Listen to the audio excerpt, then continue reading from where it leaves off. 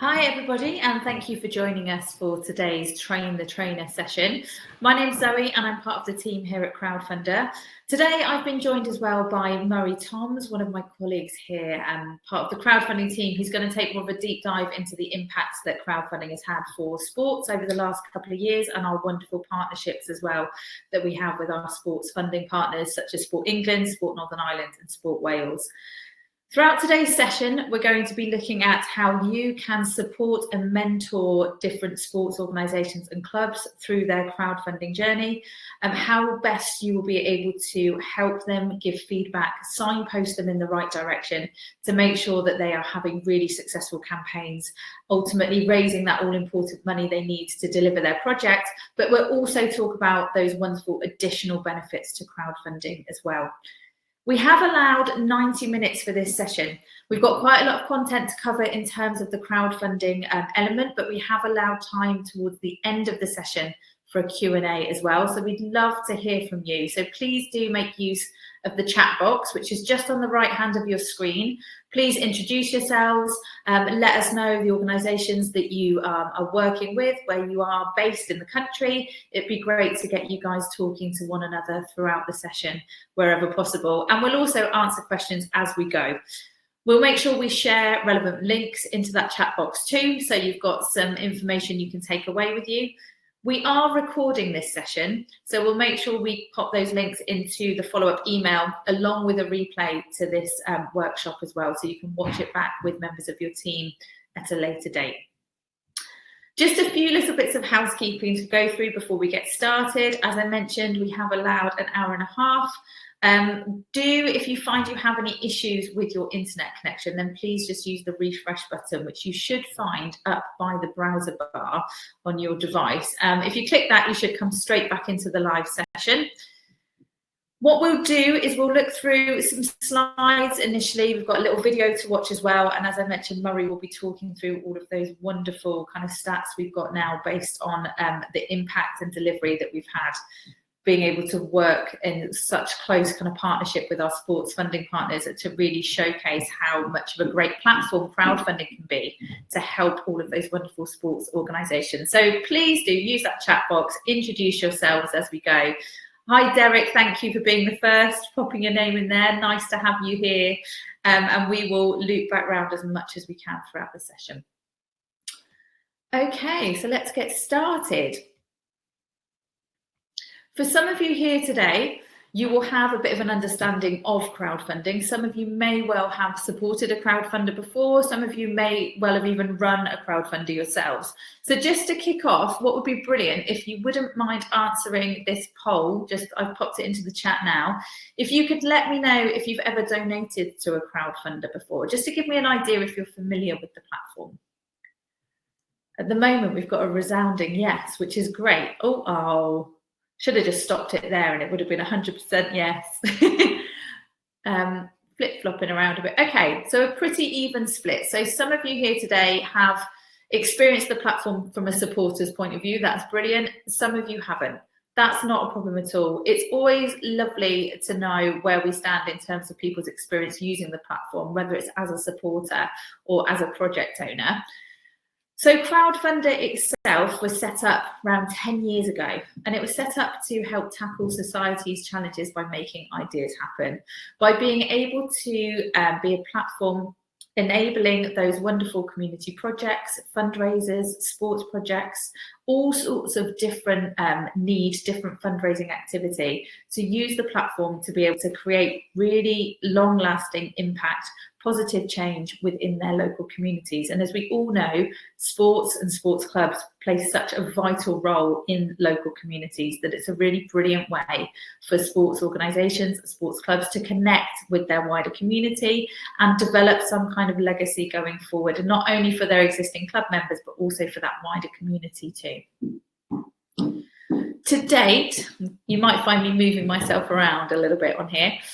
To date, Crowdfunder UK has raised or helped to raise around £293 million for projects that have come through the platform. We see around 300 different projects adding per day onto the website. So as you can imagine, there's all sorts of different projects, not just sports coming through onto the platform.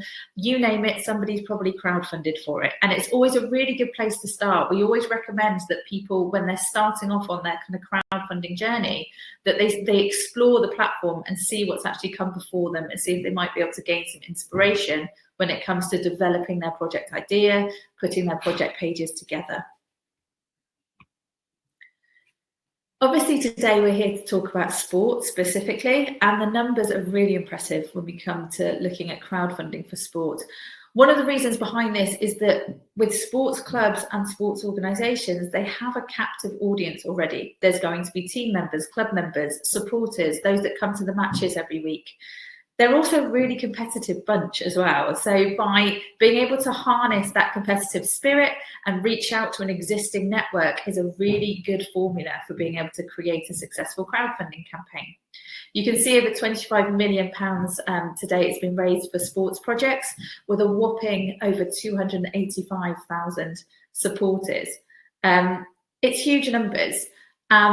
We do find as well with sports that they can be one of the most engaging project owners. They can be really communicative with their supporters. As I mentioned, they've got a really captive audience at their fingertips. So with the right support and the right mentoring, they are a really good recipe for success.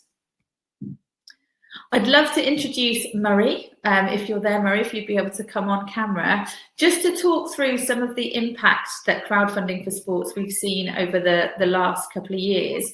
So quite a busy slide, isn't it, Murray? But there's such brilliant content on here. Would you be able to just talk through some of those key elements, which would be great to highlight for those here today? Yeah, of course. Thanks, Zoe. And yes, you're right. There is a lot of information here, and I won't go into it in too much detail, but I think there's some really important points to perhaps pull out of this slide.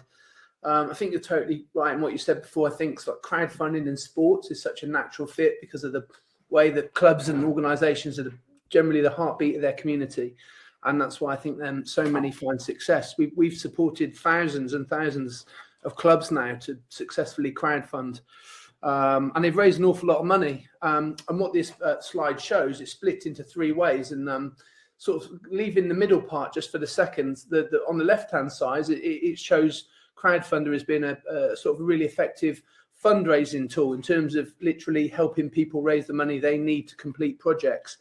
On the right-hand side is like the impact that we're having at a local level, and that's some of the information that our successful project owners are sharing with us after they've successfully crowdfunded, and it's having a really sort of interesting effect on the way that they sort of have been communicating with their community and how they're starting to build some real resilience in what are quite difficult times economically.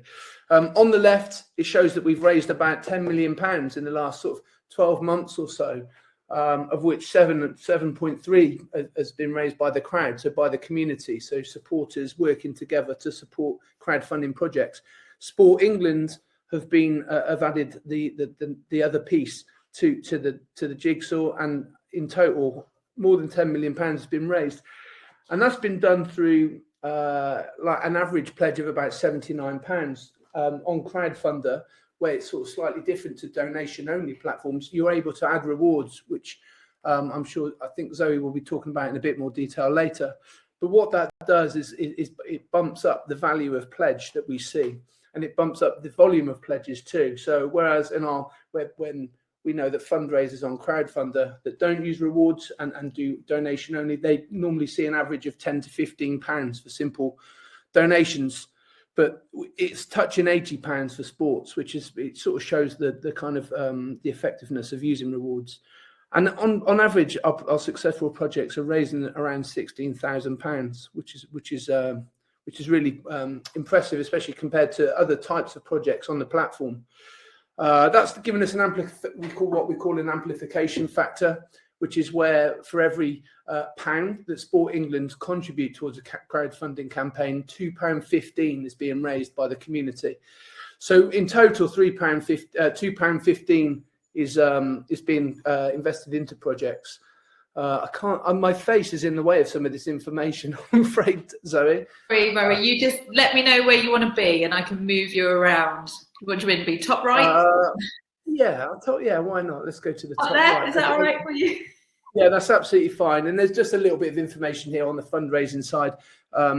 In that, like, not only the Sport England contribute extra funding to sports projects, but Crowdfunder have dozens and dozens of extra funding partners. They can be local authorities, big brands such as Aviva or British Airways, or organisations like the National Emergencies Trust or Sport England. And so there's no limit to the amount of extra funding that a project can unlock. Sport England is just the start of that, and we're seeing more than £400,000 be channeled into sports projects from other partners. And there's an awful lot of gift aids being collected, and that's around about £2,000 per project if for eligible projects. So in terms of fundraising, it's very effective. But the thing that sort of pleases us the most is we like to think of Crowdfunder as a community engagement tool. And if you could nudge me to the bottom left, Zoe, I could just rattle through maybe some of these points here. So after a project has been successful on Crowdfunder and received extra funding from Sport England, they asked the project owners how they got on and give for a little bit of insight. And these are sort of 6 very interesting things that have come out of almost 1,000 respondents. 84% for starters say they feel far better connected to their communities following their campaign, which is really pleasing to see. Almost 9 in 10 say that they've seen. So 38% see that an increase in new volunteers, which is really effective. And 9 out of 10 sort of go on to say that they feel far more financially stable. And this is the idea that that we start to build resilience through what we're doing. 72% say they feel a significant improved level of skill. So that's developing digital marketing skills in terms of how people are running campaigns. We offer loads of resources and help guides to sort of improve people's understanding of the need to embrace digital marketing to successfully crowdfund. And a really interesting one that over 1/3 of pledges that come from entirely new supporters in the community. 46 say they found new partners as a result of what they do too. So on one side, again, to reiterate, an effective fundraising tool, but like the impact that it makes is really impressive, and that's something we're especially proud of. Thank you, Murray. Yeah, it's something we're going to talk about in a little bit more detail as well as part of these sessions, because we know there's some real added benefits, aren't there, for taking part in a crowdfunding campaign as a route to financial raise. And that's not necessarily always having the finances being first and foremost for what they're trying to achieve. It's a great way to fundraise. And we see people come back, don't we, time and time again. We've got a great relationship with sports, and they will come back and use Crowdfunder, you know, after they've had a successful campaign, which is brilliant. But it's all those added benefits which we kind of want to encourage people within this call to go out and make sure they're speaking to those clubs about. That of course it's a route to financial raise, but let's look at all the other things it can bring you as well. Would you mind staying in the session so we can bring you back for the Q&A towards the end, Murray? Is that okay? Of course, yeah. Amazing, thank you. And I'm sure you'll be in the chat box as well if anyone's got any questions for you about those brilliant numbers. Thank you. So turn my video off. Yes, please. That'd be great. Thank you. Okay. So for those of you that haven't had an experience of crowdfunding before, this is the way it works in its simplest forms. So the project owners, so that would be a representative of the club, for example, they'd need to nominate kind of one person to take ownership of the project itself. So they'd become the project owner. They would be the first point of contact, and they'd be the one that would sign up to Crowdfunder UK. They'd sign up to the platform. They'd create a page, so a project page telling their audience their potential supporters all about who they are, what they're doing, and why they need to crowdfund. They would then go on to add a range of rewards. As Murray just mentioned, we're a rewards-based crowdfunding platform, and we will look in a little bit more detail about what are rewards, how they can best be utilised to incentivise people's giving as well. Once they were happy with their page and they'd had feedback from those around them and they know that it's really going to engage their potential audience, they would go live with that project page. That would then become live on our website, and it would be up to the project owners and their network to begin to share that with their crowd and to bring in donations to the page. So for some clubs, it's a really different way of fundraising, and it can feel a little bit out of people's comfort zone. It's digital fundraising as opposed to maybe the classic raffle at the club or something along those lines. So it's really good to be able to be somebody that they can lean on, that you can signpost them in the right directions, that you can help to mentor them through the process, and encouraging them at different stages, because it can feel a little bit of an unusual way in which to raise money for some clubs, and they might not feel that confident in doing it. So making sure they have access to all of the resources that we provide to help build their confidence is kind of the key element where you will come in to be able to support those projects. So we've talked a lot about rewards-based crowdfunding. So what that is a reward is offering a benefit of some kind in return for a financial contribution. We'll look at the kind of different rewards that clubs might want to offer, but it's a way to give back to your supporters.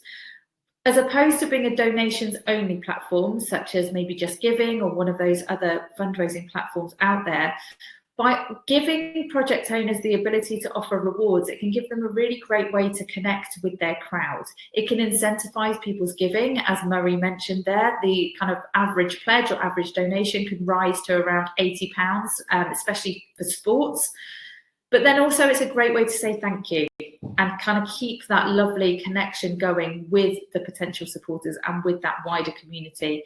It's something that is always encouraged, that the project owners are not just thinking about rewards which will be appealing to existing club members or those that already engage in the sport, but also to the wider community.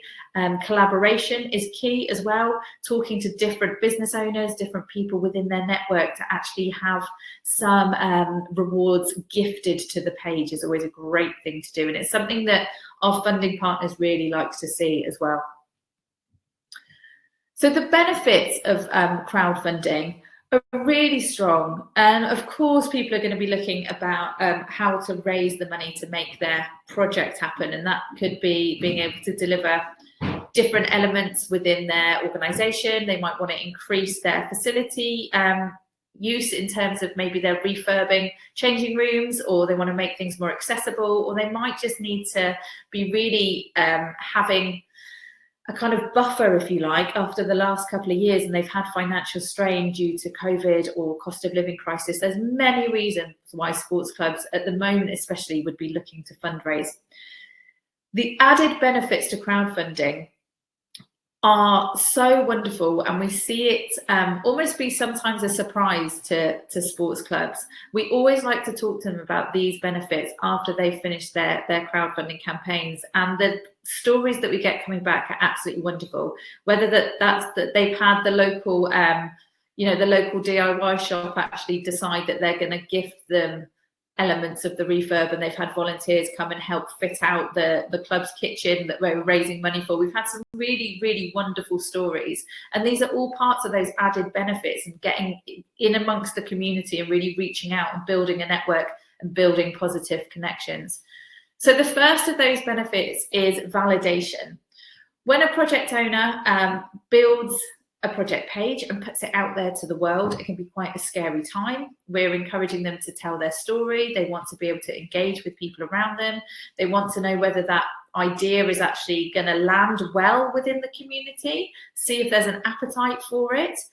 When it does, it builds confidence in the idea. It lets the project owners know and the sports clubs that actually people are behind this idea and they want to see it happen. And that can be a massive confidence boost. And it's a really brilliant way to do that in a really concise and effective way. You can put brilliant images and content onto the page. You can let everybody know all of the information in one place, and they can get all of the kind of idea of what's going on from there. So it can help to build validation and also awareness. It's a brilliant way to create a buzz around the idea and get people excited about the potential project delivery, and how that's going to impact not only the club members, those that support the sports, but also the wider community as well. What does that mean for the local community? It can really help to get people excited about that coming.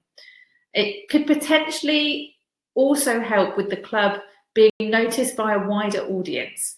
Some of the things that we encourage project owners to do, and we make sure they have the resources to do this, is to reach out beyond their initial networks, to make sure that they are pushing their contacts and their ability to network into a much wider audience. One of the benefits that we do see is potentially increased membership, for example. And as Murray mentioned, there's lots of people that will support a project that had no prior connection with the club. So by pushing their ability to be able to network and self-promote, really, it means that they're actually building awareness around the club itself and potentially the sport as well. For example, we had a really lovely project last year that crowdfunded really well, and it was a korfball project. And I'd never heard of korfball before. Pop in the chat box if you have, but I know what it is now. And we featured them on a webinar, and we have loads more people knowing what korfball is. So it's a brilliant way to build awareness. It also is great for developing advocates. Every supporter that comes along and supports the crowdfunding campaign will automatically become an advocate for that project. They will go on and talk to their friends and family about this brilliant crowdfunding campaign that they've supported. It's a really great way to build an engaged audience and then connect and create meaningful connections going forward. We give project owners the ability to keep up communication with their supporters in a very user-friendly way by simply posting an update to their page, which will get emailed out to existing supporters. So it's a lovely way to keep them along for the journey. And that really does help to develop those positive connections and relationships going forward. And it doesn't have to end at the end of the crowdfunding campaign. We do see people come back time and time again to use Crowdfunder for their club. And also it's a way to keep that communication going. You can always post an update to a page after a crowdfunding campaign is finished. Clubs will have access to their supporter details if they want to create a mailing list or, a Facebook group or whatever it might be, so that they can communicate with them going forward and let them know when the project delivery is happening. They might want to invite them to a launch day or something along those lines. So it's a really brilliant way to keep those connections going. They'll also learn new skills, and those will be transferable skills. So digital fundraising, for example, might be really new to the majority of clubs that you speak to, but even things like self-promotion and networking and writing engaging content, using social media to be able to promote the club's activities, all these things, we have the tools and resources and the knowledge to be able to impart onto those project owners, and they will build in confidence and they will feel like they can really crowdfund successfully, and those skills will transfer into different walks of life as well, and they'll be able to use them for different areas of their life going forward. And one of the key kind of USPs, if you like, aside from those rewards that we give projects the ability to add to their campaign, is the extra funding and support that we have on offer. So Murray touched on that earlier. We work with over 70 extra funding partners, and that's nationally and regionally. So that might be a local authority, it could be a major nationwide corporation, or specifically with sports, we work with Sport England, Sport Wales and Sport Northern Ireland in order to provide eligible clubs with that additional funding towards their project. And it's a really simplified process. Most clubs might be used to maybe bid writing or something along those lines to be able to generate that additional income. It's really streamlined when they're creating a crowdfunding page. We do the hard work for them. They just need to put in a simple application, maybe 10 to 15 minutes per application. And if approved, there will be certain milestones that they'll need to hit, but they have the potential to see a massive boost to their fundraising through our extra funding partners. And there is no limit to how many pots of money they can receive from these different partners as well. So that's another thing to bear in mind when you're talking to these different sports clubs, is to really kind of reiterate that they can apply to lots of different pots, and that they can receive pledges from multiple funding partners, which is a really exciting thing. And we see it happen time and time again, especially with sports clubs. They'll be supported by someone like Sport England, and then maybe one of our local authorities as well, or one of our major kind of corporate funding partners too. Okay, I'm just going to take a minute here just to look into the chat box and see if we've got anything coming in. I know Murray's in there as well. So if you do have any questions, do pop them straight into the chat, and either myself or Murray will be able to answer those for you. Okay, I've got one here from Simon. Let me just stop this slide a minute just so I can have a proper look. Questions regarding rewards.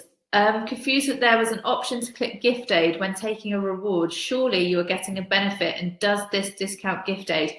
It really will depend on the reward itself. So my understanding with gift aid is that they can't necessarily receive a product or something, you know, tangible when you are accruing gift aid. So you wouldn't necessarily be able to attach it to that. However, there are things that don't actually have a product or a service that the supporter is going to receive in return for clicking on that reward. It could be something that's, you know, a virtual high five, or a mention on the club website, or almost like a sponsorship or a pay it forward type reward. Those may well be eligible for gift aid. My advice when it comes to gift aid is always to just double check with either HMRC or your club accountant, or the project's club accountant, just to double check that they are ticking the right boxes. But we do allow project owners to accrue gift aid on rewards,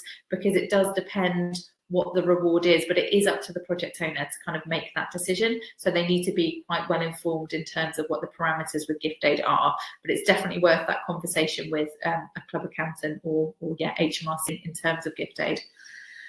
And another one from Simon with rewards. I thought that with rewards, they're to be used to encourage someone to contribute more. So someone so that if they're planning on donating £10, they see a great reward and donate more to get it. The advice I got was that you should set the reward at 20 to 30% below RRP. My thought was that this way you are not really donating, they are just buying something for cheap. Yes and no. I see your thinking, Simon. Absolutely. They are essentially buying something from your crowdfunding campaign. But then think about where that money is going. They're making a conscious choice to put their money towards doing a really brilliant thing, which is to help you raise the money or help the project raise the money, as opposed to it going into the high street business at that kind of full price.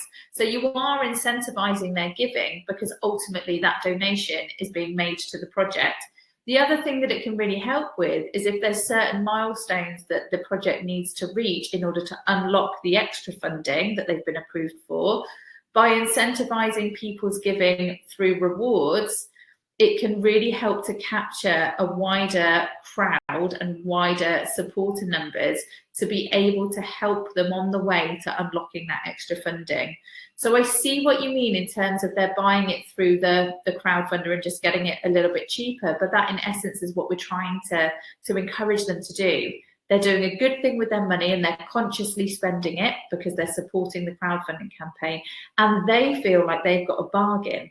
If it's a product or a service, I think it's always recommended that it's slightly below the RRP, so that people feel like they're getting a bargain.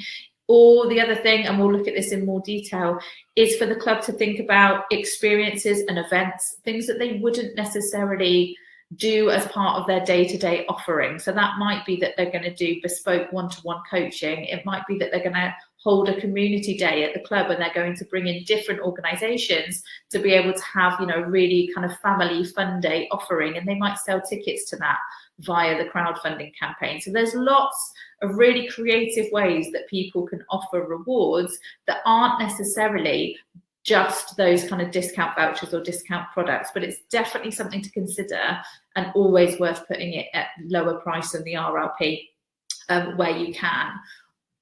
Okay, let's move on a little bit then. Ooh, bear with me. Oh, what's happened here? Okay, while I discover what's happened with our slides, let me just pop a poll into the chat box for you. So at the moment, those of you that are here today, do you have a project in mind that you would be looking to support? So if you wouldn't mind answering that one for me, and I'll see what's going on here.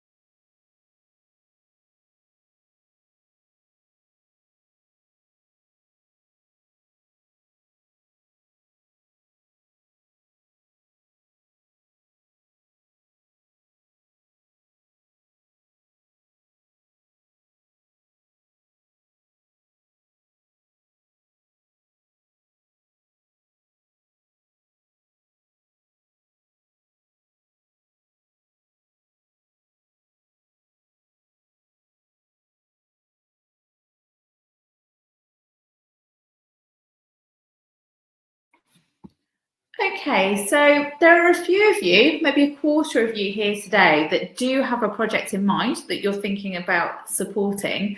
If you wouldn't mind popping into the chat box, maybe the type of club, or if you know the reason that they might be crowdfunding, just to pop in there, maybe the area of the country that you're hoping to, where the club is that you're hoping to support. We've just had a slight issue here with the slides, so I'm just trying to make sure that we've got access to those, but it'd be really great to know what kind of clubs you're hoping to support, guys, and we can see what kinds of extra funding that they might be able to access, for example, depending on the area of the country that they are. Okay, the slides are back. Nothing like a live session to keep you on your toes, is there? Let's see what we got. Okay. Oh, brilliant. Thank you. We've got one coming in. Supporting 4 grassroots organisations. Awesome. That's brilliant. Birmingham outdoor sports activities. Then we've got Davina across Manchester. New Sports Centre is one. Exciting. Okay. Andrea, got a netball development officer from Norfolk. Thinking about a few projects. A local school needs some floodlights on their netball court, so we can get them playing in the evening. Also looking to get help to get new netball courts in Kings Lynn. I'm also looking at helping my local hockey club who have just put in an application. You are going to be busy. This is great. Brilliant to see that some of you have got some projects in mind. For those of you that don't, that's absolutely fine. It's always a good idea, depending on the organisations that you're working for and with, it's always a brilliant idea to, as I say, get familiar with the platform, see the kind of projects within the kind of sports where you would predominantly be working and supporting. So you get a really good idea of the kind of projects that are coming through, the kind of projects that get supported with extra funding as well, just so you've got some really good inspiration that you can help when they're putting their project pages together, because essentially you are the target audience, you're the supporter. So when you're looking at those different pages, and encourage the projects to do that as well, when you're looking for inspiration, put yourselves in the eyes of a potential supporter and see what resonates well with you. This one from Tom, skateboarding near Brighton, upgrade for a local older skate park, possibly DIY projects to involve the local communities. Brilliant. We've seen recently, over the last kind of year or so, some really impressive skate park projects come through. They've been able to crowdfund really successfully. So there's some brilliant inspiration on the website already with skate parks. So definitely go and have a little look at those. Okay, so in terms of the support that you're going to be able to offer, what we want to make sure that you're doing is mentoring as best you can, signposting those projects to the relevant resources and links. For some of you, it might be that you actually are the project owner. It might be that you're part of the club and you are hoping to kind of spearhead the crowdfunding campaign. However, if you are outside of the club and this is purely that kind of support capacity, you want to make sure that you do keep yourself at a slight distance from the project itself so that you can feed back and be that kind of objective eye for them putting their campaign together. So you're going to signpost them to the relevant resources and we'll make sure that you have access to those. Make sure that you are asking about the project, finding out how they might piece the campaign together, giving your knowledge of crowdfunding and feedback at different stages to make sure that they are making the most of what's available to them and to make sure that they have the potential to have that successful campaign. So a really engaging page. They've done their kind of planning when it comes to who they're going to reach out to, how they're going to raise the money, all of those brilliant rewards as well. If you can, get the project to give you their go live date and encourage them to stick to it. It's really a great idea to have a deadline in mind. People tend to work better towards a deadline. If that might be something to do with the sporting calendar, for example, like the fixtures calendar, that can work really well. Maybe there's a really important game coming up. Maybe there's a kickoff to a season or even the end of a season.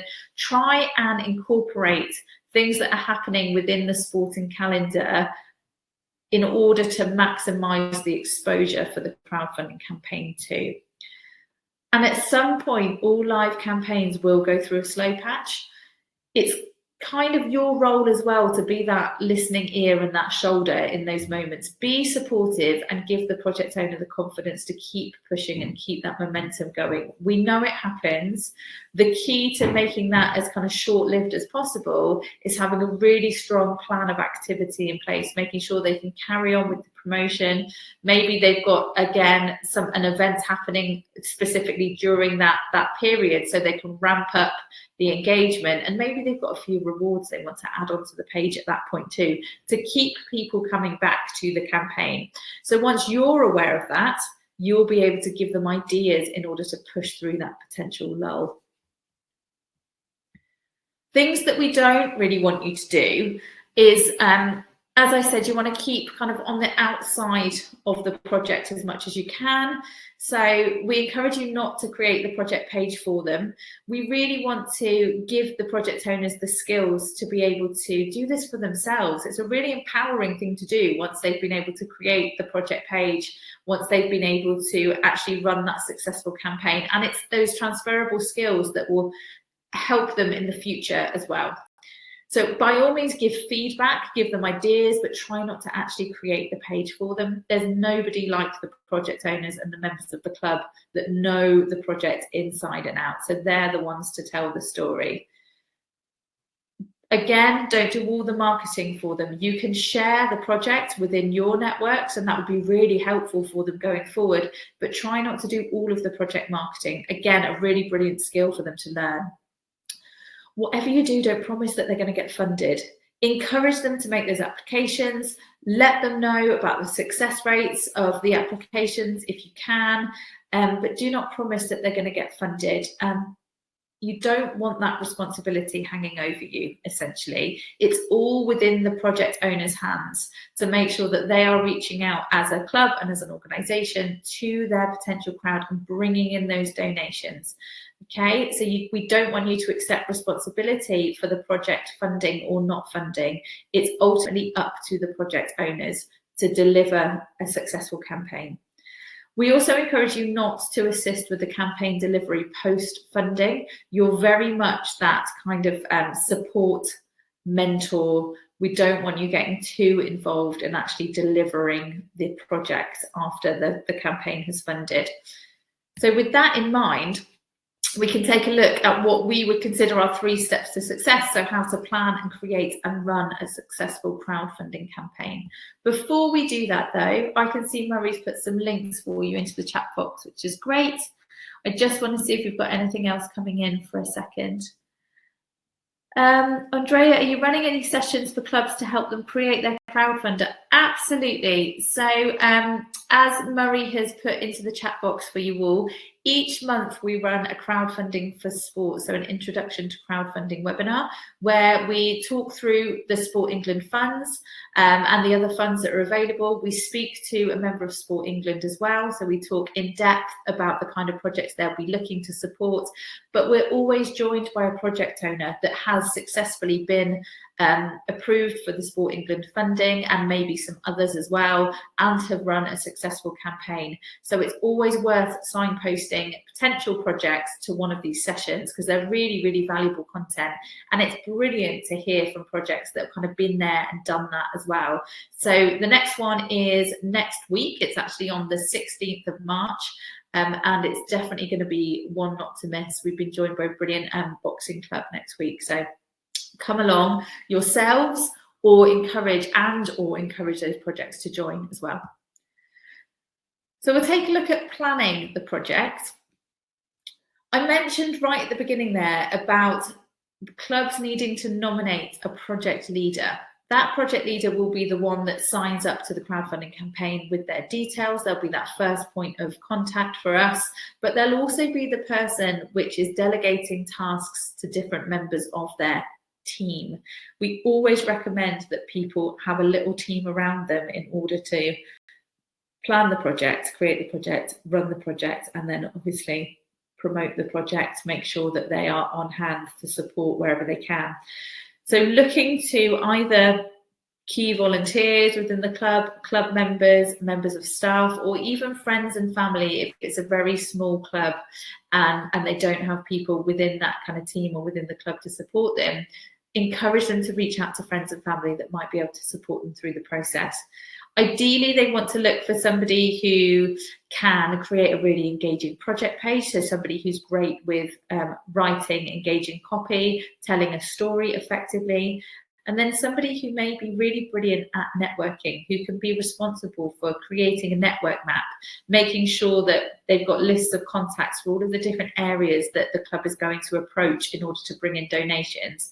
And then finally, somebody who would be brilliant at marketing, maybe making a marketing plan. That could also be somebody who would be confident creating content to go out in social media or emails, whatever that might consist of. But by delegating different jobs to different people, it helps to see things from different points of views as well, and to have different points of feedback and to get other people's views is a really great way to utilize people's existing skill set as well. And just by reaching out to different members of the club, they may be happily surprised. We've been running different sessions recently, and we've tasked people with doing exactly this in little groups and saying, okay, nominate a project owner, then we want you to find people that might make a video, people that might be able to do your social media. And they've been really surprised to find that actually somebody did marketing at university a few years ago, so actually they're going to be perfect for the marketing plan. Or somebody was doing a amateur videographer course, so they're going to put the video together. And it's things that they didn't realize that the others were doing. So just by having those conversations in the early stages, they could really develop a bit of a dream team when it comes to actually putting that campaign together and making sure that they're hitting all of those elements of creating the project in a really strong way. The network map is something which we have as part of our Learn course. So we have a specific crowdfunding for sport online course, which I recommend that all of you here today take part in. It's free to access. It's something that we always share with those that attend our monthly sport webinars as well. It's a brilliant starting point to make sure that people know what's involved in the crowdfunding process and that they have a really good idea of how best to tackle each of those elements. One of the key things that you'll be asked to do is to create a network map. Now, this can be like an Excel spreadsheet or a huge piece of paper, whatever works well for the specific club. But ideally, they want to think about these specific areas of their potential network and how they are going to contact each of them. So they'll start with their core network, and that's going to be friends and family, potentially club members, team members, existing members. But then they're going to want to think also about maybe sponsors, local schools that they might have connections with. They might want to think about local businesses, local members of the community in general. Are there any networking groups that happen around the community? Then obviously social media, and in particular Facebook, can be great because it's a brilliant way to find like-minded groups of people just for searching different groups locally. And that can be things like the local buy, sell and swap group, or most towns and villages will have their own group specifically for the town. So finding all of those existing networks that are already there, how are you going to contact them? So that might be something as simple as popping a message to the admin of the Facebook group, or speaking to the school PTA or the head teacher. You know, think about how they're going to contact each of those different groups within their network, and make sure that they have that in place nice and early on, because that's going to become the absolute backbone of the campaign. Without a network map, they're going to be kind of reactive all the way through, trying to find their audience. Whereas once they have a network map in place, it's very methodical, and they can work their way from their core network all the way out to that wider network and beyond. So that would be press and blogs. And then they can keep coming back to it and see who's responded, who else they might need to contact a second or third time, just to make sure they're exhausting all of the potential avenues. So do encourage them to have this in place early on.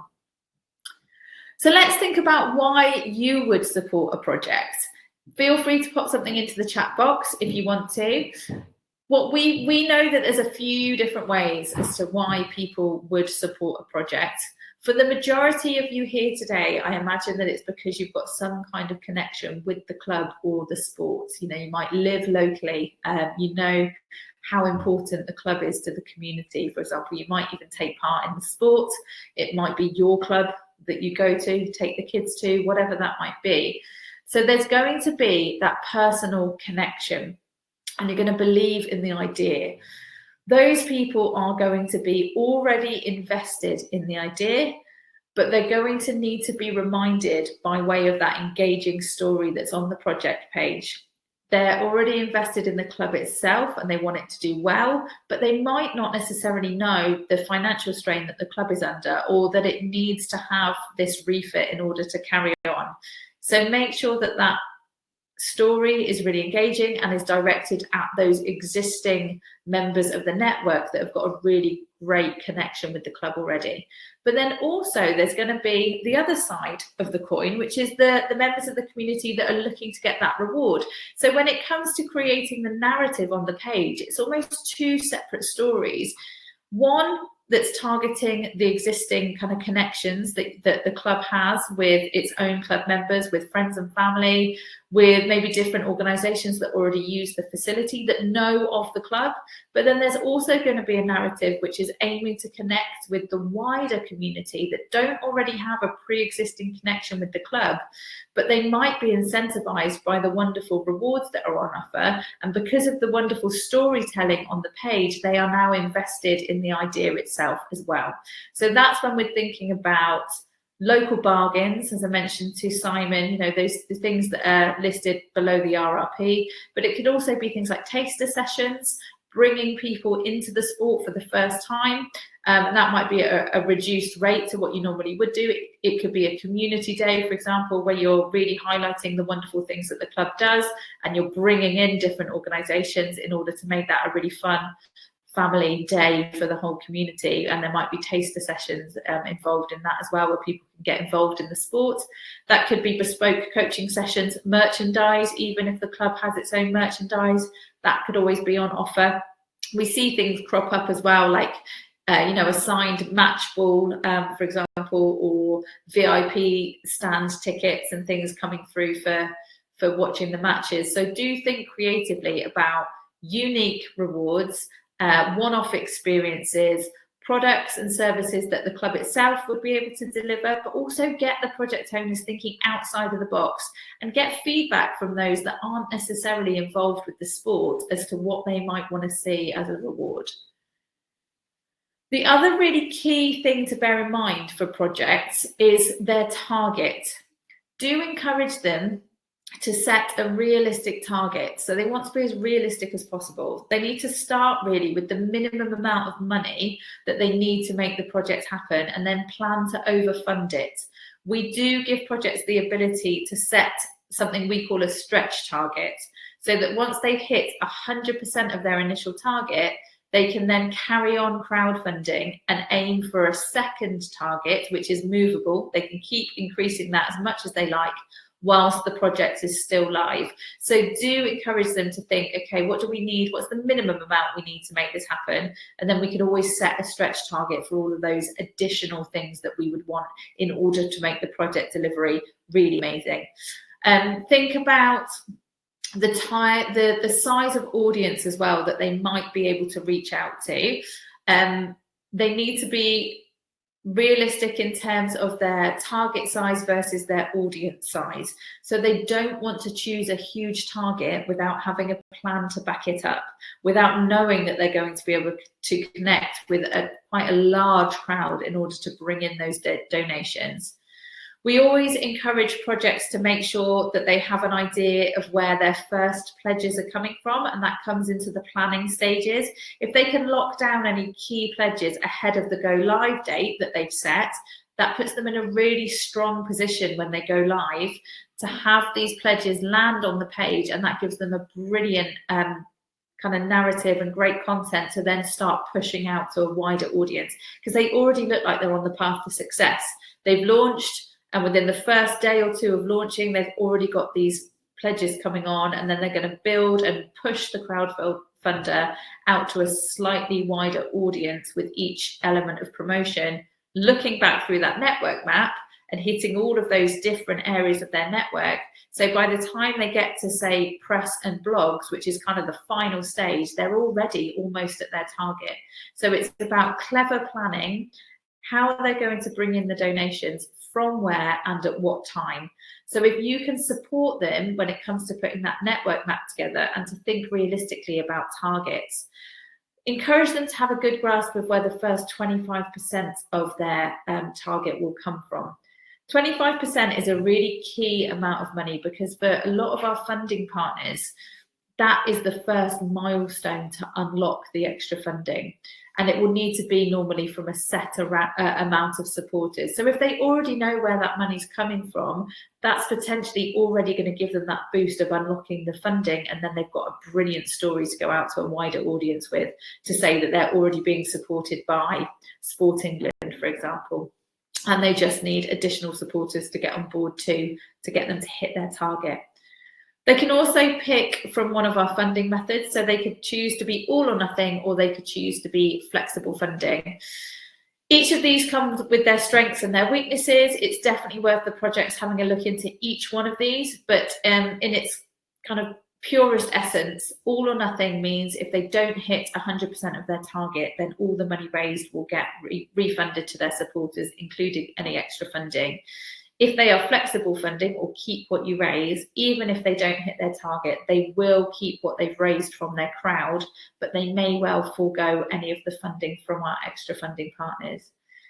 It might seem strange that people would choose all or nothing, but it can work really well, especially if there's a key piece of equipment, or they know that their changing room refits, for example, is going to cost a set amount of money. And if they don't raise that money, they just can't make that thing happen.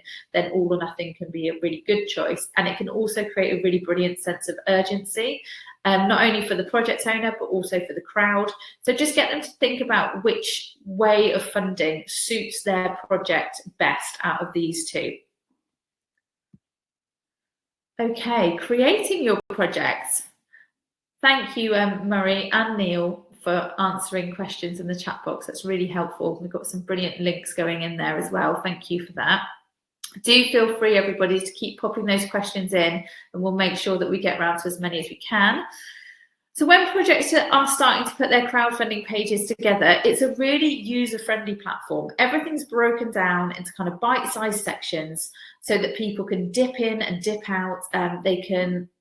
It doesn't all have to be done in one hit. They can make sure that they've got each one of these sections complete, and then they'll obviously move on to the next one. But we make it as simple as we can for them. We have brilliant little pop-up videos as well in each section. So if they're feeling a little bit unsure about what to do in this particular part of the project setup, then they can watch one of our wonderful videos. But we also have things like our Knowledge Hub, the Learn platform, which I've mentioned, and we have a brilliant help centre as well. So if they do have any problems at all, I recommend taking a look at one of those. We'll share the links to them actually as well.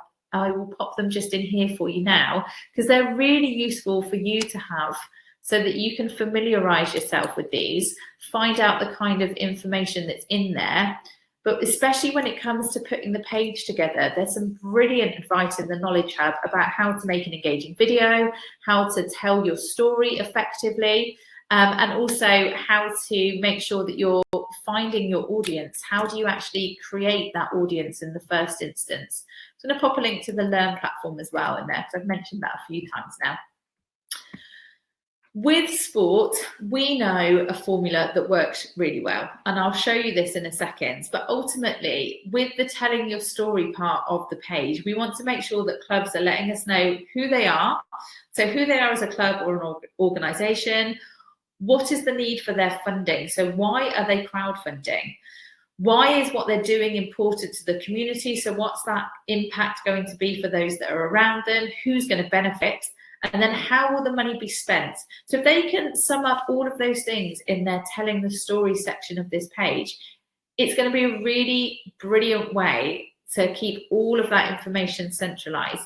They need to be detailed, but they don't want to be overwhelming with huge bodies of text. If there's more information about something housed elsewhere, for example, on the club's website, they can always put a link to that in there. You want to make this quite snappy, concise, using headers, breaking up text with images, keep it really visual as well. And because we know that that works really well, especially for sports, and we know what works really well in order to get that approval from our funding partners, what the wonderful development team at Crowdfunder have done is actually create a sport crowdfunding page template. So when project owners that you're speaking to are thinking about crowdfunding, just make sure that they sign up to the platform via the sports option. That will automatically bring them to this template when setting up their crowdfunding pages. The headers are already there. It will prompt them what to do. So use this space to give your audience a friendly introduction to your club or organisation. What we want them to do is replace that header with something which is more relevant to them. So we do see that some projects will just keep these headers. I mean, it's absolutely fine, really. But what we would love to see is that they're really personalising this and making it all about the club. They're going to use a header. They're going to explain and answer that header in a short paragraph, being as detailed as they can be, but keeping it nice and concise. And then they're going to add relevant images as well. And those images really do want to contain people wherever possible. It's going to contain the potential beneficiaries of the outcome of the project as well. The community wherever possible, especially if they're already having positive community impact and maybe they're already really embedded with the community and do lots of different events. Use pictures of that. That's going to really help to broaden that audience and kind of keep that narrative with both sides of the audience. So the existing club members and the wider audience. They want to kind of showcase their community impact wherever possible. Videos can be really key as well. We find that projects with videos are generally more successful than those without. And you would probably agree. I mean, I appreciate this is a long session today, but normally when people are scrolling, for example, through social media, our attention spans are not actually that large. And you might watch a video for a couple of minutes and that's your fill. You probably won't watch a video really unless you're really involved in what the subject matter is for more than a couple of minutes. And you can get a lot you can get your message across in 1 to 2 minutes maximum, really. Those videos that are on the top of the page, and they can sit just at the top of the page there, are a really brilliant way to let a potential supporter know who the club is, why they're crowdfunding, what they're crowdfunding for, and how people can help. Again, they don't need to be highly edited. They don't need to be shot professionally. They need to be personable. The whole page and the whole campaign needs to be genuine and authentic, and from the people involved in the club and involved in the sport and why it's important to them. That's what's going to have the most engagement. That's what's going to yield the most kind of support from those around them. So with the video, it needs to be a simple message from the project owner wherever possible, or members of the club. Write a script, encourage them to write a script if needs be. It does pay to be prepared. Have fun with it. Some people are really worried about getting in front of a camera to create a video, but it can be a really fun thing to do, and they can include different members of the club, they can include the community. If they've got a youth team, for example, they love getting involved, like the kids love being part of it. So do encourage them to involve the club in order to make it a really fun team event. But just to give you an idea of the kind of video that we would want to see, that we know does work really well, I'm just going to play this one for you and see what you think afterwards.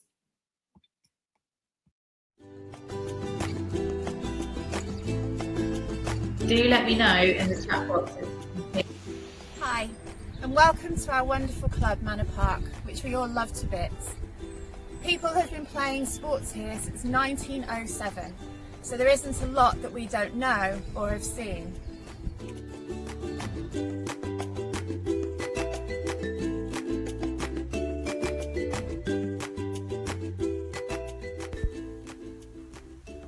The club has been desperate to update and revamp our changing rooms for some time now.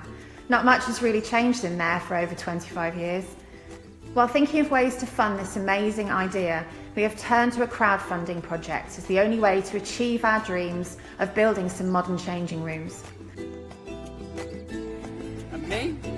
I love it all.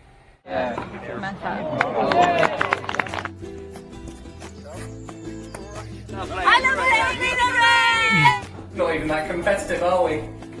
Nah. Manor Park, great place for all the families to play tennis. You need to think about his script first. I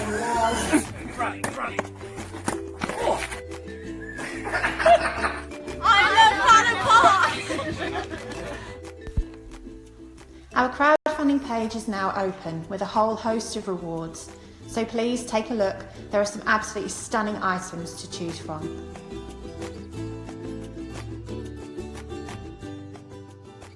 If successful, we can build a much needed modern set of changing rooms and toilets for the club to enjoy for many years to come.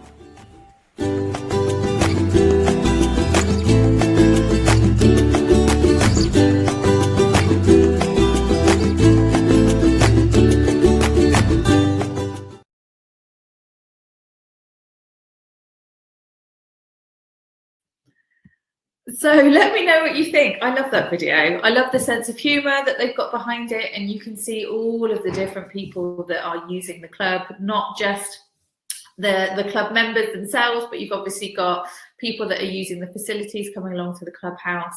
Obviously, it's great that they've involved as many people as possible, and you get a real feel for the club. You know, it becomes personable. People are invested in the people behind the project and the people behind the club. So do encourage project owners to think that way about putting the video together. It doesn't have to be a scary thing to do. It can be a really fun day for people to get involved in and do a little bit of filming and piece it together. And there's quite a lot of easy to use kind of free software out there that people will be able to edit bits together.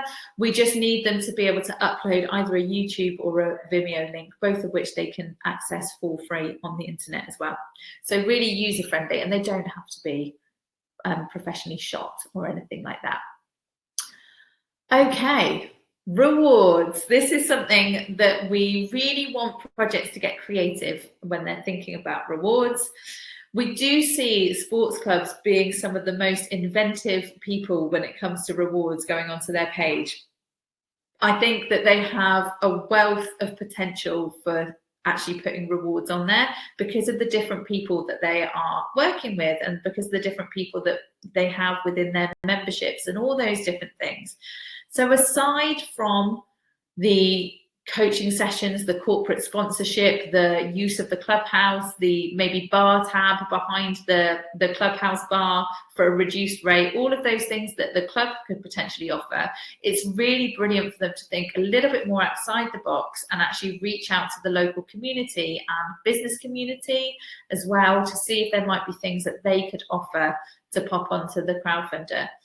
The way I sometimes describe it to sports organisations and clubs when they come along to the monthly webinars is that if they were to think about fundraising before digital fundraising, when they used to maybe have a club night and they'd go around to the local businesses and they'd be asking for vouchers or products or services as a raffle prize to be able to raffle off at the club night, maybe they're doing a quiz night or something like that.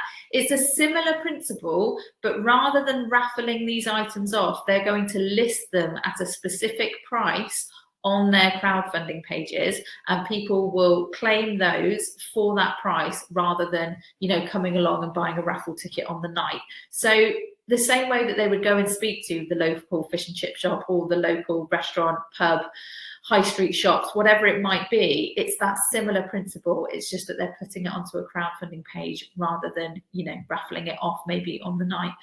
So here you can see things like a week's bunny boarding at a bunny hotel. That, I mean, I've never seen anything like that crop up again. But we do have things like dog groomers and things like that make their way onto the sports pages quite a lot.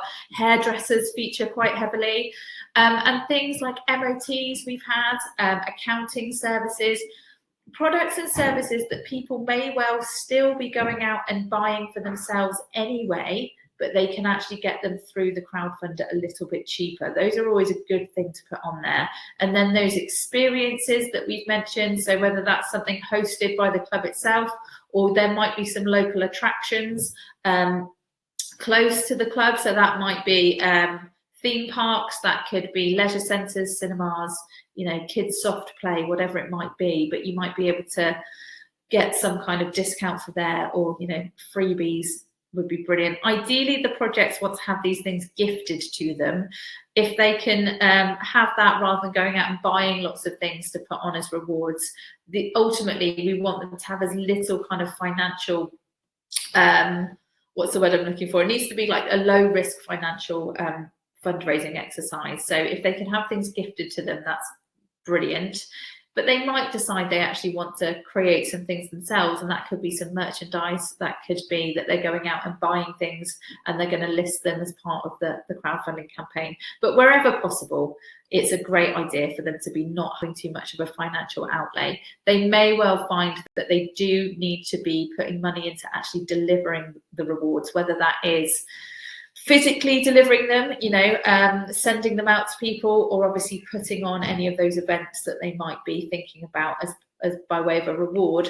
In that case, just encourage them to absorb any of those costs in either the cost of the reward, so it becomes a cost to the supporter, alternatively absorb that within the target that they've actually set. You want to make sure that whatever they come away with at the end of the crowdfunder is enough to be able to make their project happen. So they need to absorb any potential costs with delivering any of those rewards or creating those rewards, and fees as well, any potential fees that they might incur. All the sports projects, not-for-profit sports projects, will have a zero platform fee, which is brilliant. Means they're not being charged any fees for using Crowdfunder UK, having access to any of those resources. However, every project that comes through the platform is subject to a transaction fee.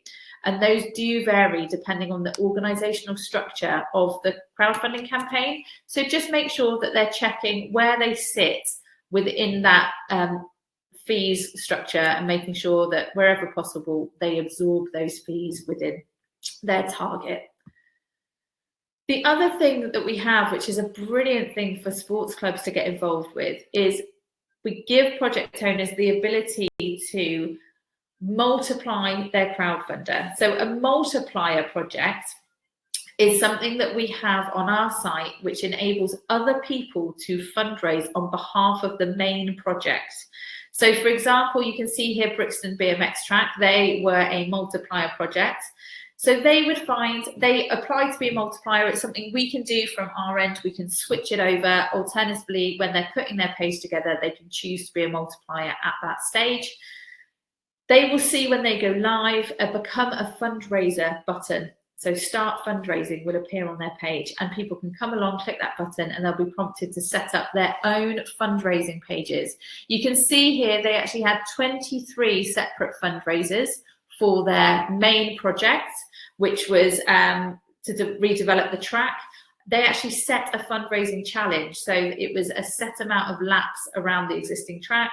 There are quite a lot of young kids that were visiting the track and, members. So what they did is you would see that lots of families and their kids took part in this, which is brilliant. It's a great way to get the community involved in the fundraising, and everyone feels part of the whole process. So each individual fundraiser is prompted to put their own page together. They can populate that with their own images, with their own text.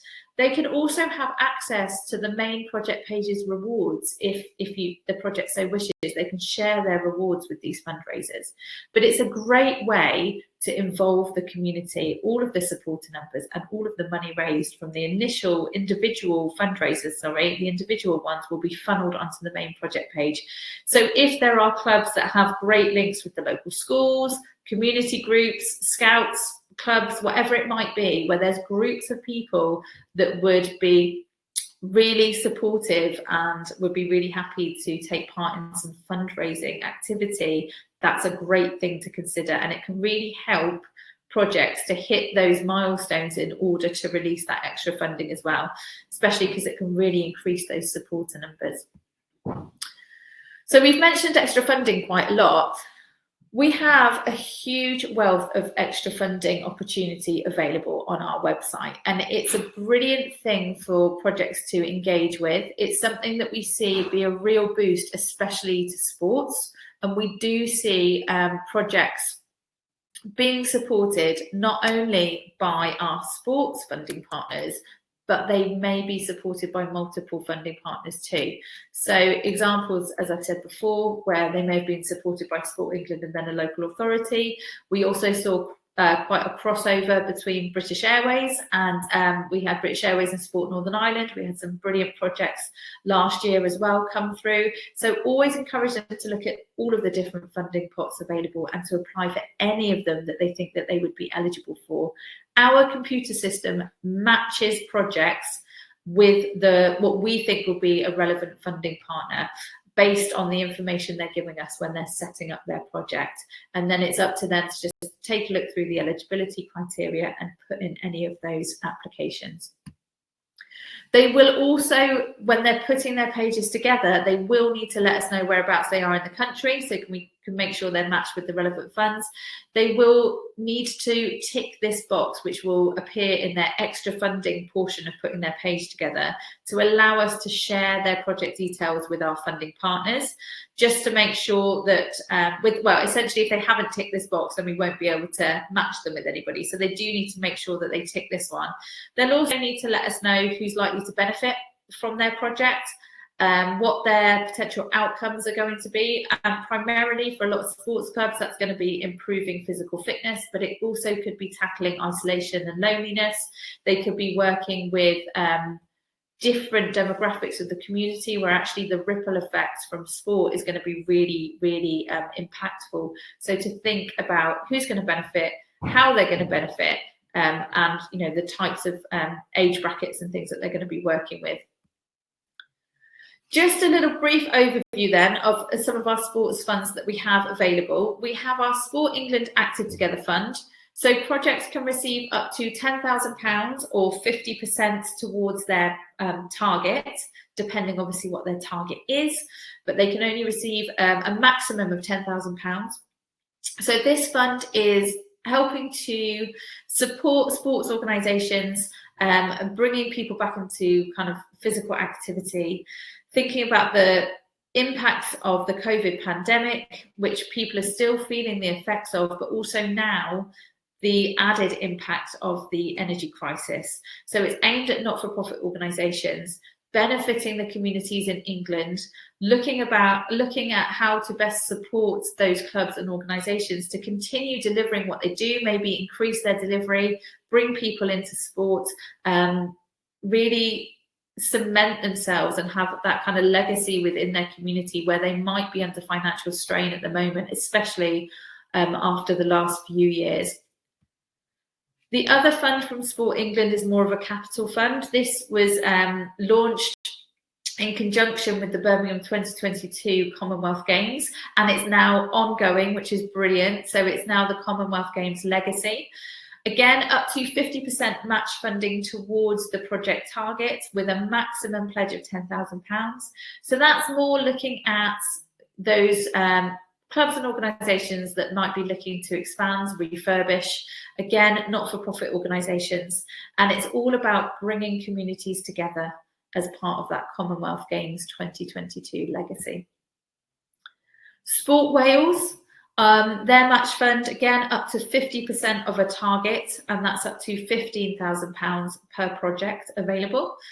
This particular fund is supporting clubs and community organisations that are looking to enhance or redevelop their sports facilities for the benefit of the community. All of these funds that we have available are really, really keen on the clubs and the organisations really showcasing how important they are to their community. Why do these clubs and organisations need this kind of additional support? And one of those things is going to be that 9 times out of 10, they are the hub of a community. They're not just about the sport taking place. They're about places where people connect, places where people have history, places where people, you know, it might be that they're tackling loneliness and isolation, but don't even really realise that they are. So the process of crowdfunding gives them the ability to really tap into all of these wonderful things that they're doing on top of delivering the sport.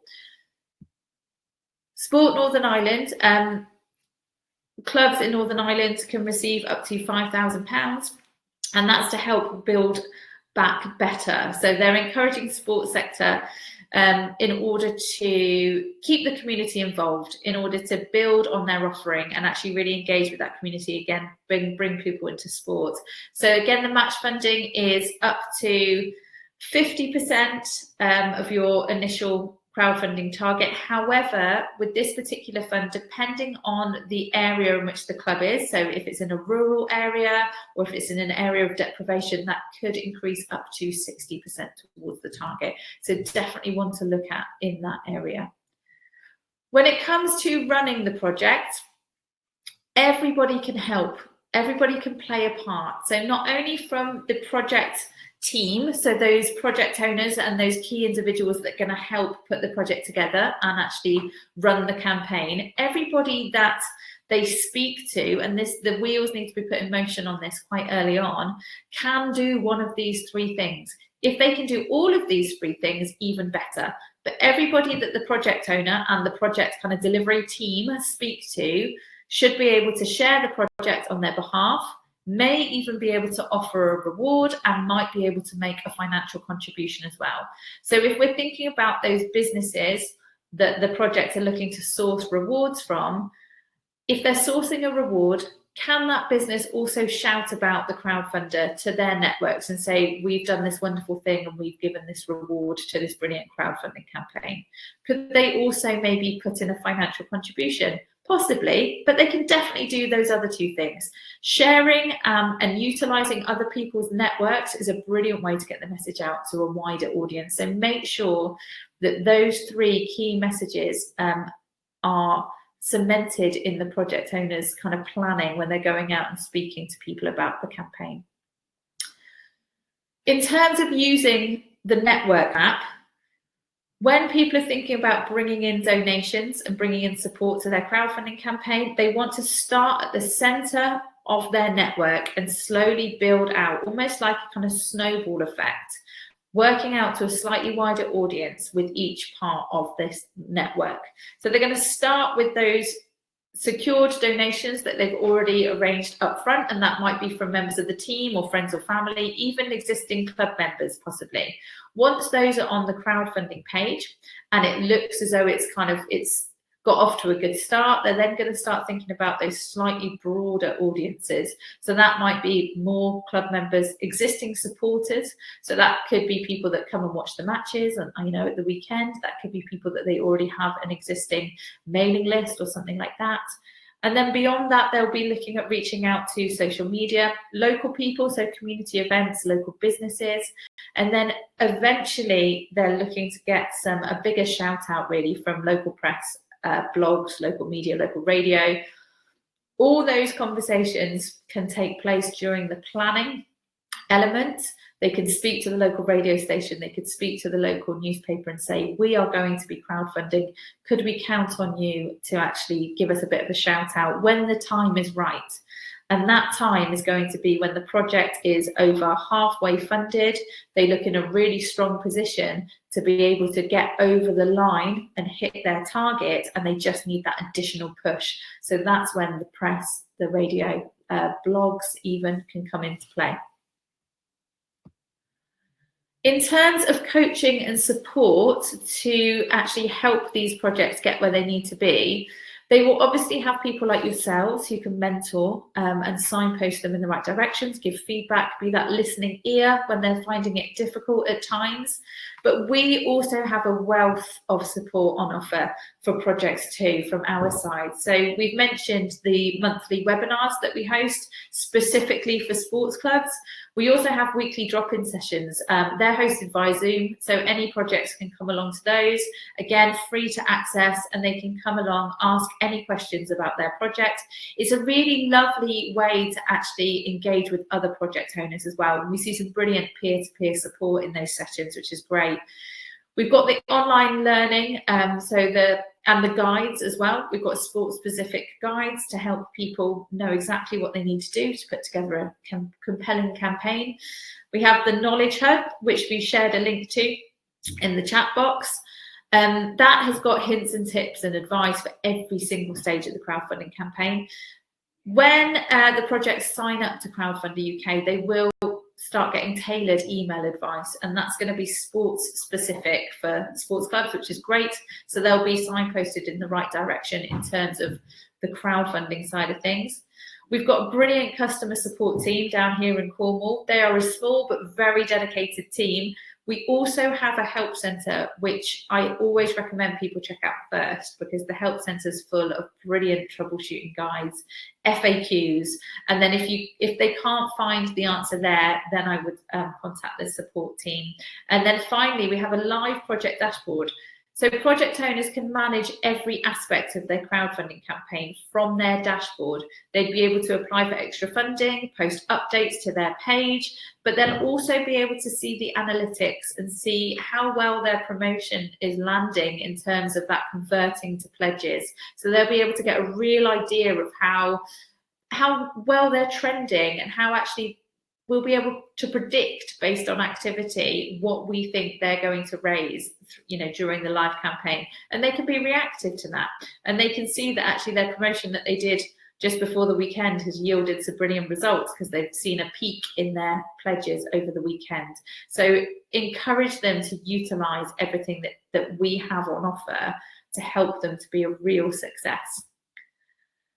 Just a snapshot of the Crowdfunder, the Sport Learn platform, which is a really user-friendly platform. I encourage you all to go on, sign up to that and work your way through it, because that's going to really give you all of the knowledge you need to be able to see it from a project owner's perspective.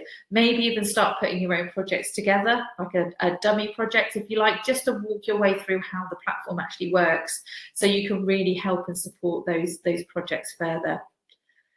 If you do need to get in touch with our sports funds account manager, that's the wonderful Chloe Jones. So that's chloe@crowdfunder.co.uk. If you need to contact our support team, which is more of those kind of technical questions, then support@crowdfunder.co.uk, or of course you can follow us on socials as well. Thank you so much for joining me through that whistle-stop tour of crowdfunding. I'd love to welcome Murray back. I can see he's been very busy in the chat box. Thank you, Murray, if you want to jump back in on camera, and we'll see if we've got any questions that we can draw up. Thank you, Murray. Thanks for sticking around. No, thank you. That was absolutely brilliant, Zoe. Loads of information there. I think that's the thing, isn't it? I think there's loads of information around crowdfunding, but we've got so many different tools to support people to begin to understand all of the sort of elements that you've discussed today. You know, we have all of that. We've linked to a lot of it in the chat here. But yeah, some interesting points. I know you sort of talked about trying to create, you know, the rewards are a really sort of good opportunity to sort of be creative and create your campaign in the mold of the sort of personality of your club. At the same time, there are thousands and thousands of successful crowdfunding projects on our platform, and they're not just sports projects, but there are loads of great ideas on there as well, which you don't necessarily need to reinvent the wheel either. There's some really good inspiration on there, and you can take some good ideas from almost all of them. So I would encourage people to spend 20 minutes, half an hour, just having a route around and looking at, again, not just in sports, but beyond sports, because there are some really sort of inspiring campaigns live and stuff that we've done in the past 10 years. So yeah, that's definitely one thing. And, I like looking, I quite like seeing what's going on locally as well. So, you know, even you can search, can't you? You can explore the platform and you can search either by keywords or by an area. So you might be looking at food and drink or sports or whatever, but you can also search by location. And just because I'm nosy, I quite often type in kind of my location and see who's been crowdfunding. And it's always a surprise. People that you don't necessarily realise have been a successful crowdfunder. And that could be a local business or local sports club or, you know, whatever, startup. So it's good to get an idea, and you can always reach out and speak to them as well, is a quite nice idea. To actually learn from others that have come before you is always good advice. Yeah, we do find previous project owners are more than happy to sort of talk about their experiences, good and bad. So that's definitely a really good bit of advice. And you talked about creating the pages and the videos and things like that. That's a really good opportunity to present that personality of the club. You know, that's an opportunity to be authentic about the kind of aims and the characters around the club, I think. So I know Neil alluded to that in the chat too. But that's what makes a successful video, not necessarily the production skills, but the sort of character and the humor, as in many of the cases. So yeah, that's a really important point too. Definitely. And I'd say kind of for the whole campaign as well, we've spoken to some brilliant project owners who really embraced that and were really successful off the back of it. And it all comes down to it being of human interest. You know, why are people going to support the club? And it's 99% of the time, not necessarily because they're diehard sports fans, but because they are invested in the people that are in the club. Totally, and we've seen, like, especially when you talked about fundraisers that people can create. We've seen all the kind of youth sections of a club sort of get together and create their own fundraiser, and therefore they're opening up those new audiences of their parents that have no previous connection to the club, but they're invested in their under nines sort of striker or whatever. And so it always comes back to that community engagement piece. The fundraising element's almost like a really, really nice byproduct.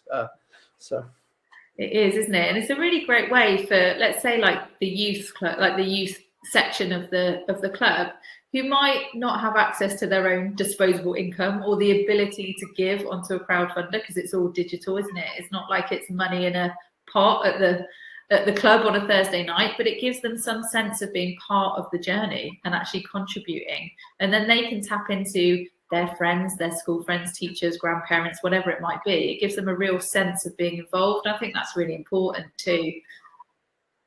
Oh yeah, 100%. Yeah, that's the beauty of it all.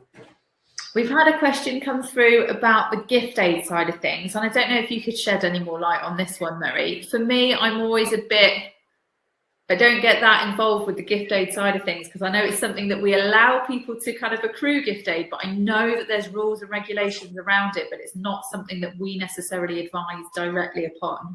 Yeah, we always do, and we don't sort of like abdicate responsibility for that, but we do always encourage people to go and check out the government website on that. I think there's a thing called like gift in kind. So like It's something along those lines, and I think that's what applies here. So you're not necessarily selling a product; you're kind of like offering, just like it's everything's effectively a donation, and you can offer a T-shirt as a thank you. So instead of sort of selling a T-shirt for, like, if a T-shirt costs $19.99, you're not sort of offering a reward for £20.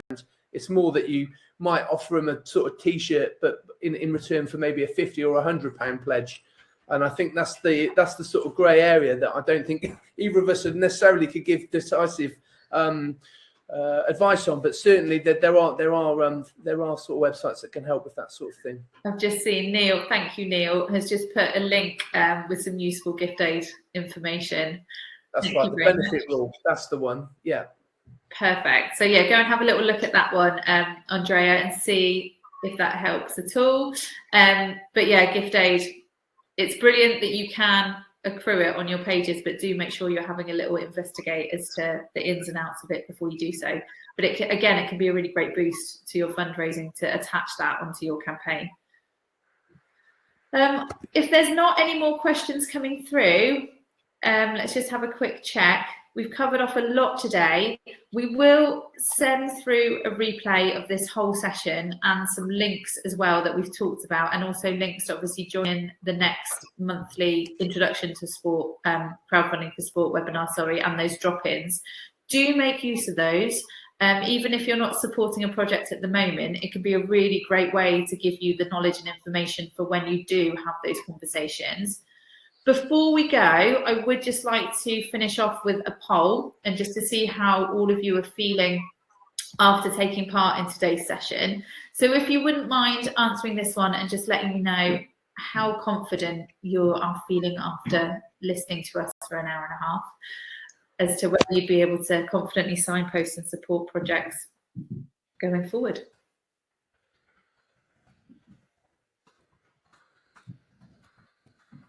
I'm going to end it there because it's unanimous, and that's always exciting. So 100% of you have said yes, which is wonderful. Thank you so much for attending today. These sessions are always wonderful, and we always get some great input from you guys. So thank you. Thank you for popping those things into the chat box as well. Thank you, Murray, for joining me today.